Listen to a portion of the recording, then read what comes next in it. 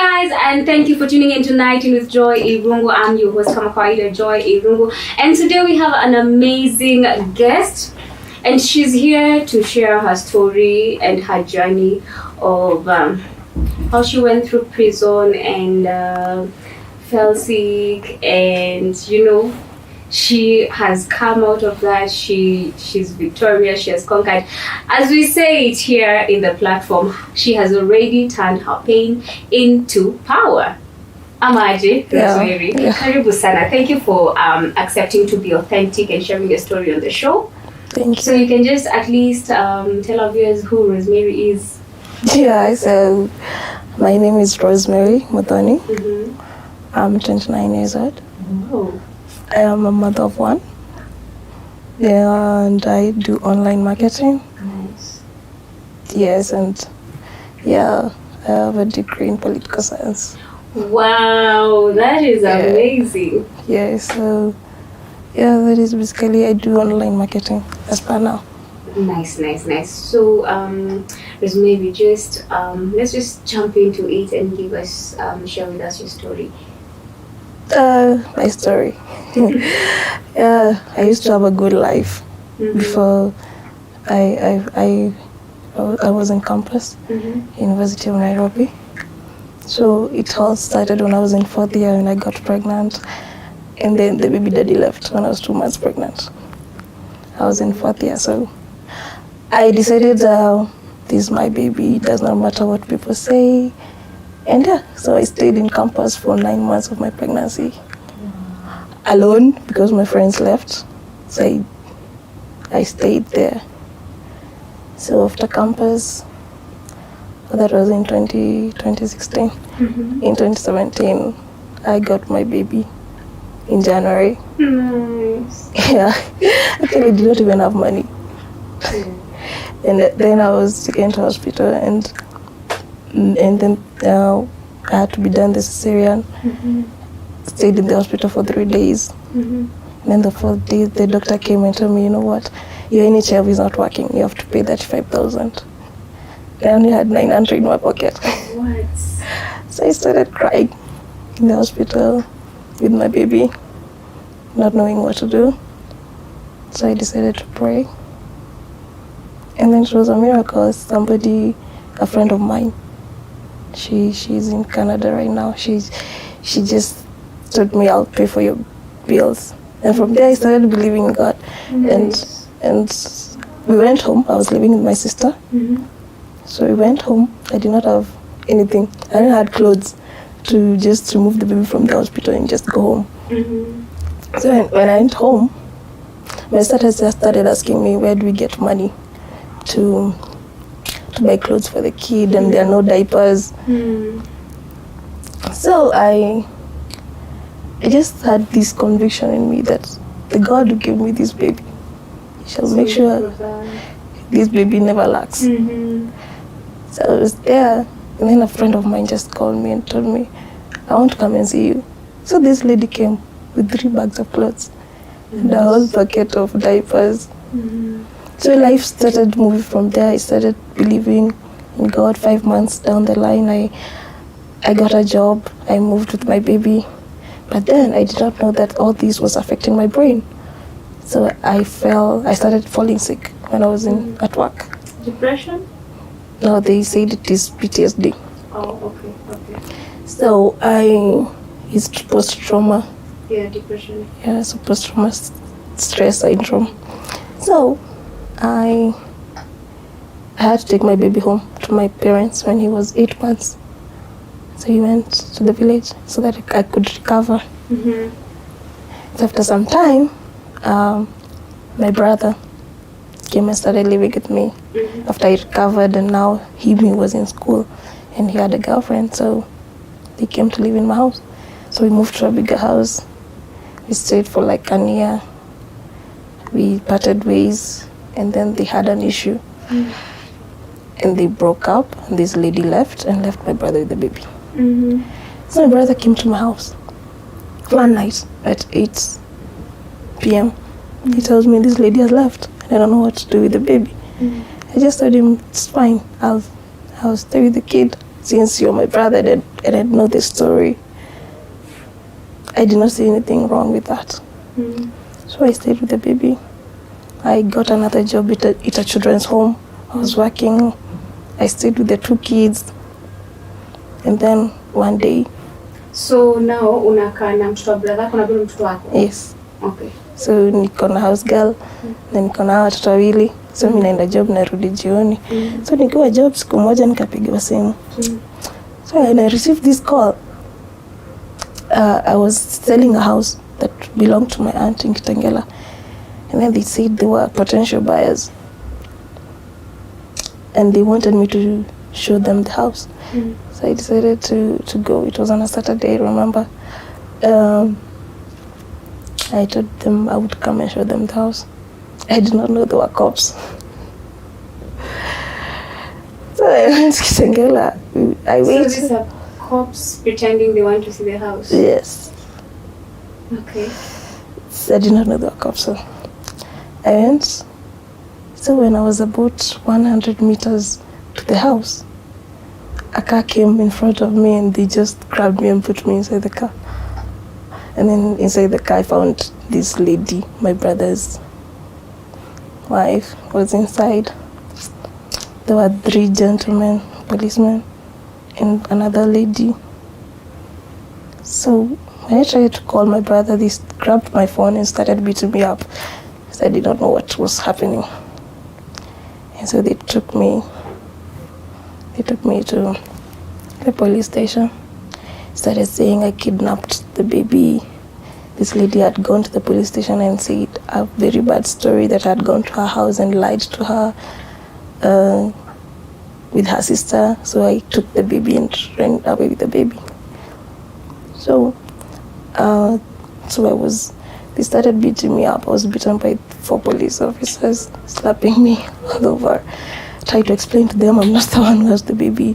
The baby is, because my brother used to come to the house, I told them the baby is with his father, so you just call his father and ask for the baby. But they could not listen to me.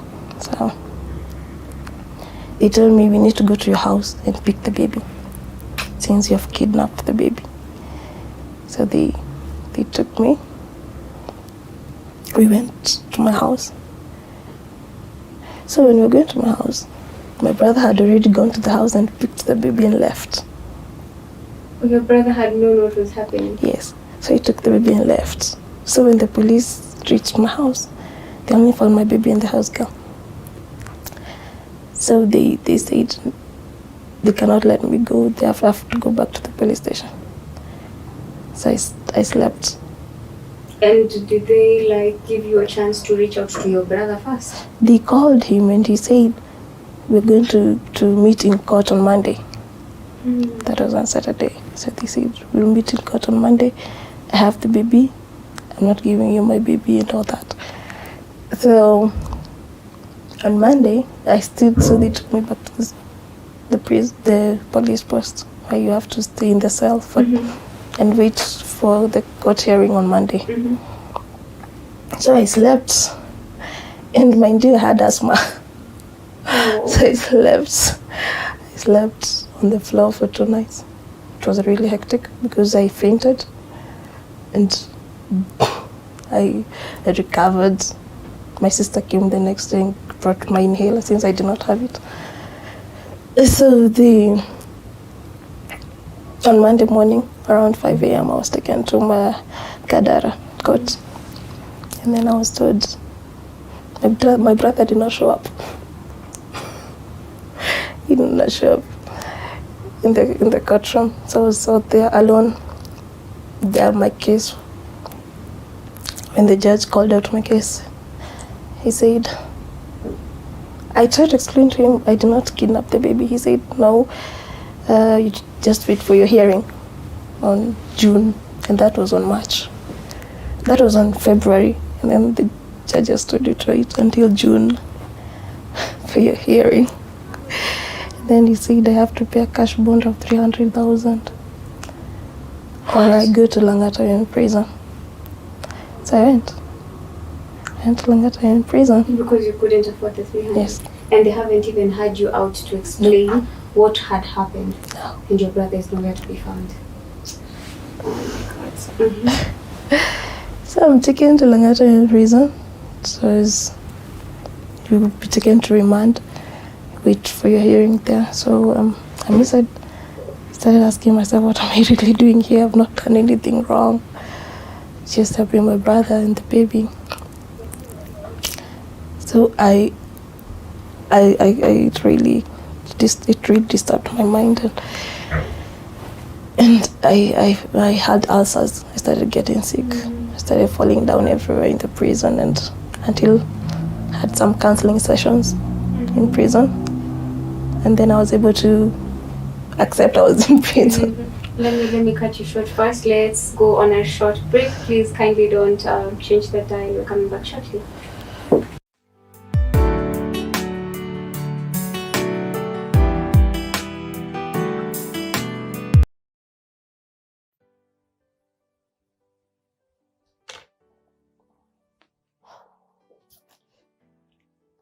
Oh, hi guys.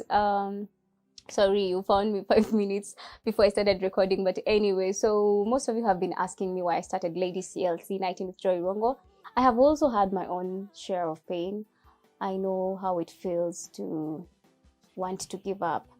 This is basically here to speak hope and inspire somebody who's going through a rough patch, to tell them that they can turn their pain into power. Our guests are normally here to share their experiences so that you can know somebody else did it, so you can also come out of TV47, the home of untold stories.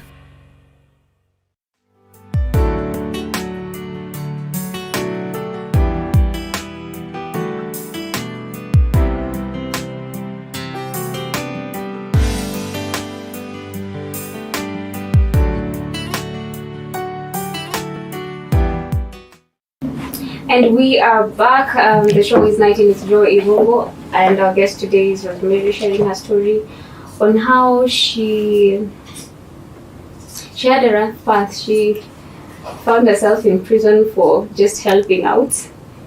And yeah, before we took a short break, Rosemary, now you've gotten into prison. Yes. And you've left your baby at home. Yes. And I can imagine the devastation that you're going through. Yes. So continue. So I had left my baby with the house help. So I'm in prison. The only thing you can do in remand is make a call. There are phone calls, you just make a call. Make sure you don't have money. You are not allowed to have cash. So whatever people give you, whether it is money, it's written in a book. So whatever you spend, it's being deducted. Okay. So when you want to make a call, they go to your book, see whether you have money. They give you the phone, they deduct how much. 1 minute was 10 shillings.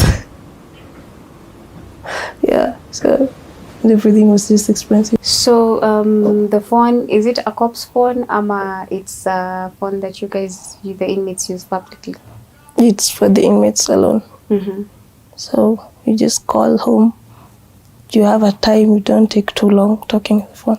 The only thing you do when you're in remand. So, and the only place you can walk is just a very short distance, like for the whole day, just stay there. You wake up at 6, at 7, you're locked inside at 7 p.m. So it's really it was very difficult time having to eat 2 meals per day. So this is just a whole change for you. Yes, it was very traumatizing. The lady, after 1 month, she decided to withdraw the case. After 1 month? Yes. So after 1 month, I was released. Then let me ask you, how was it for you in prison? Like, I don't know if you went through depression. You went through depression there because you said it was traumatizing, yeah, for you. Yes, it was. Did you get a counselor from inside, or? Yeah, there's usually counselors who come to prison. They have a schedule for them every Thursday. I used to have a counselor go and talk to her. And she helped me to be able to accept the fact that I was in prison. Because the first week was very hard for me. I was not even able to eat anything. So, and then you get there, there are big people who've been there for years. You're very young, others are big women. You hear their stories. Was there bullying or anything? Yeah, they were bullying. You had to have money for you to maintain yourself there. Okay, and at this time, were you getting money? Where were you getting money from? Like my brothers would come and see me once in a while. Even the brother who... Yes. So when he came, he told me that when I was taken to prison, he took back the baby to the mother. So it was hard to accept that fact that I'm here because of something I did not do. Yeah.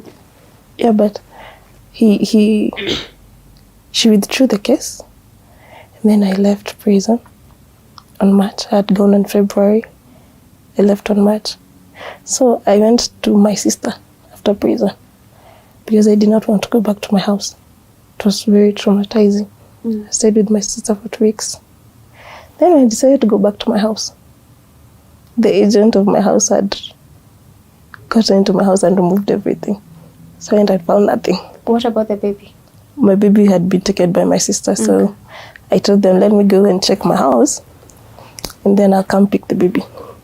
So I go to my house, the neighbors tell me, see, I thought your house is the one people are removing things and putting them in the store. Where are you going? So I'm there, I don't have a house. It has become evening, you don't know where to sleep. I decided to go back to the village. That is when COVID started. March last year. Yeah. So I went to the village for 3 months, not knowing what to do. So in those 3 months, I used to fellowship in a church, and my pastor called me and told me, come and work in church for some time and tell us your story, how you overcame prison, maybe inspire people. And I started working in church. So I came to Nairobi. I came back to Nairobi. I don't have anywhere to stay. I don't have anything. I talked to my pastor. She tells me, you just wait, we'll figure out. So I went and stayed at a friend's place. At this time, I received, at least now I had some money from the church. They had given me some money, so I rented out a house. And my dad also helped me get a house. So I stayed in this house for 1 month. And one night, I was just getting out of work. I did not know all these things were affecting my brain. I did not know all these traumatizing things. I used to tell myself I'm strong. And then I realized something was happening. I was really complaining a lot. I was trying to ask for help from people. They're not helping me. So one night, I went mad. I went crazy. So define going crazy. I lost my mind. I started beating people. That is what I was told later. Okay. Around where you were living? Yes. Nobody knew me, just the caretaker. So he called my mom and he said, your daughter has gone mad. She has started beating people and throwing herself in front of vehicles. Please come and take her. So this guy held my hand and he waited for my brothers to come. I had lost my mind in the night. During the day, I had totally lost my mind. I did not know what was happening. Everything was just so chaotic in my head. I was doing crazy stuff. I was not bathing. It was a very bad thing. I had messed myself. I did not know. So my brothers came at night the next day. So this caretaker had to deal with me the whole day. He did not know what was happening. So my brothers came. I don't remember anything. But I saw myself being taken to hospital. So I was taken from 3 hospitals. They told me it's 3 or 4. Because I did not remember anything. I'd gone. My mind was just somewhere else. So I was taken to Kenyatta National Hospital. And I was admitted for 3 days, of which I cannot remember anything. So after 3 days is when I recovered. They told me they had to buy a medicine from Nairobi Hospital since Kenyatta did not have that drug. So it was given, like, sedated for 3 days. I slept for 3 days without waking up. When I woke up, I started, it was when I was given the whole story, what had happened to me. And they had talked to a psychiatrist. And then it was just depression, form of depression, where your mind just stops working. Yeah. So the next day they took me to Mathare Hospital.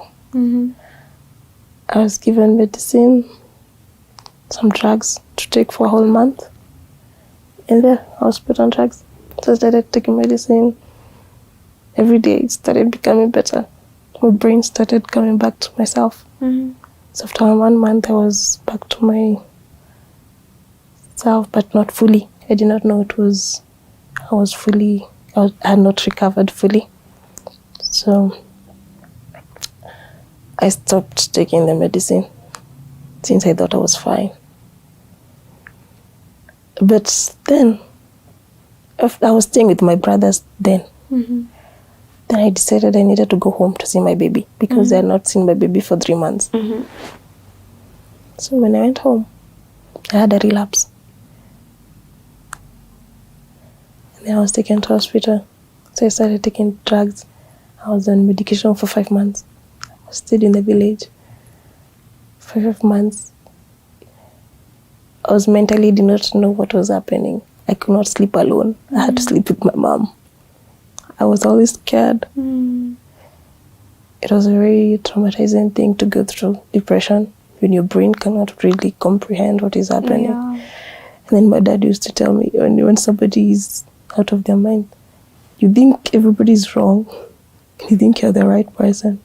When it is the other way around. You're the only wrong person. You're in your own world, thinking your own things. So it was through that I started talking to people back. I had a counselor talk to me once. Then I started thinking about myself and remembering who I was. I started encouraging myself. And I went through depression alone and recovered. And I stopped taking drugs. Nice. And yeah. And that was it. You became well completely. Yes. Just like that. Yes. This is nice. And now, how are you feeling? You're okay? I'm fine. You're better? Yes. I don't stress myself with things. Anyway, Rosemary, thank you for accepting to be authentic and sharing your story on the show. I don't know. I don't even know what to say because your story is something else. It's something else. And having gone through what you went through, and you didn't play a part in anything. You were just trying to be good to a family member.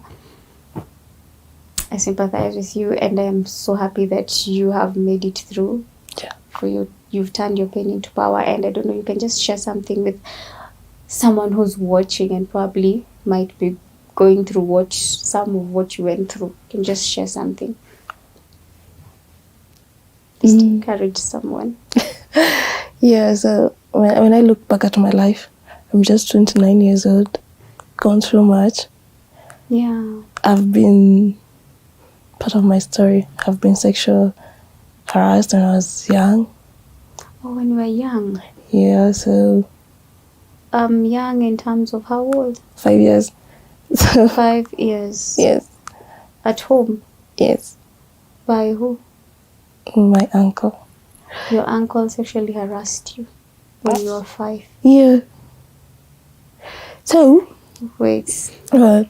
So do you feel like it affected you in any how? Yeah, it did, because most people don't really understand me. But you're trying to vent out of the childhood, the experience that you went through at that time.